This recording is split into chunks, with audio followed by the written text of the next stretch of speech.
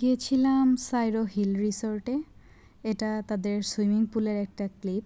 তাদের সুইমিং পুলটা অনেক সুন্দর। এখান থেকে দাঁড়ালে অনেক সুন্দর একটা ভিউ দেখা যায়। অনেকগুলা পাহাড় নিয়ে খুব সুন্দর একটা সিনারি ক্রিয়েট হয়েছে। এই যে কর্নারটা, এখানে আমি বেশ অনেকক্ষণ দাঁড়িয়েছিলাম। মনে হচ্ছিল সামনের মেঘগুলো এখনই হাতের কাছে চলে আসবে, কিন্তু ভিডিওতে কেন জানি মেঘগুলো তো দেখা যাচ্ছে না। আগের দিন সন্ধ্যার সময় আমরা এই সুইমিং পুলটাতে আসছিলাম। ওখানে সূর্যাস্তের ভিউটা অসাম ছিল, কিন্তু আনফর্চুনেটলি আমরা ক্যাপচার করতে পারিনি। মোবাইলে চার্জ ছিল না তখন আমাদের।